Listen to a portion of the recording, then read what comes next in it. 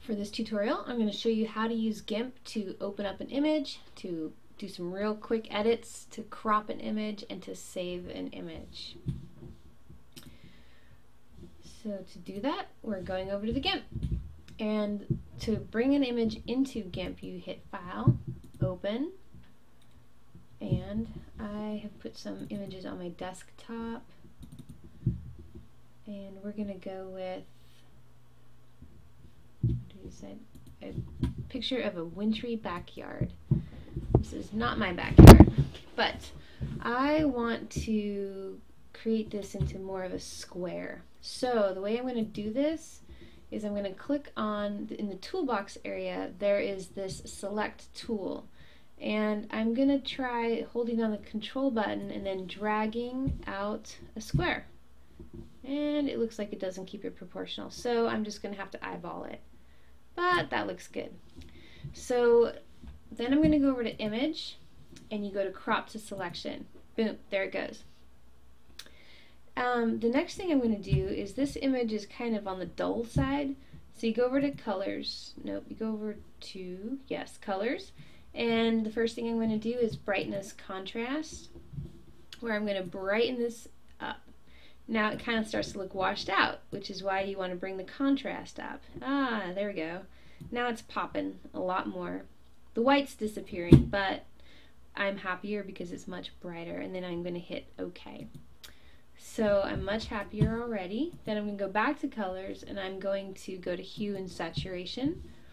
And I'm going to bring up the saturation because that's a great looking red house. You can't really see, but there it is. So let me bring that saturation back down. Oh yeah, black and white. Back up. Lovely. Nice and red. That's about all I'm going to do with that. You could do all kinds of other things. Color balance, I'm not going to mess with that. One thing that is fun to play with is curves. I'm just going to show it to you. This just allows you to finer tune. So this might be, you can see that the darker spots went darker. Now if I bring that back up and I go, then you see the darker spots got lighter. So I'm going to bring it back because I actually really liked it right there. But in the snowy areas, that's like way bright. So if you look along the bottom and along the top, it gets lighter and lighter. So the bright, bright, bright.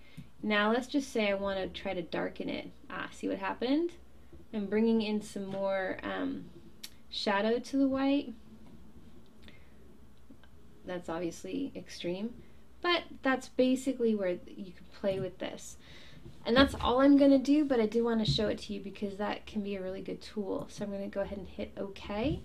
And then we're going to call this image good for our purposes today. So I'm going to hit Save. And you get this. This is saving as a JPEG. Quality, sure. And I'm going to hit Save.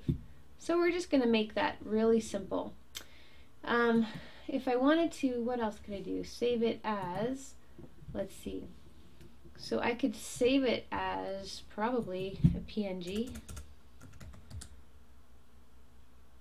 Why not? Try it out.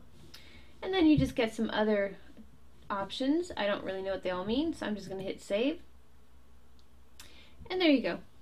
I don't know why I necessarily save it as a PNG, but I just wanted to show you that you could. And we're going to go ahead and close out of that document, and I'm going to minimize it. And I think that's all.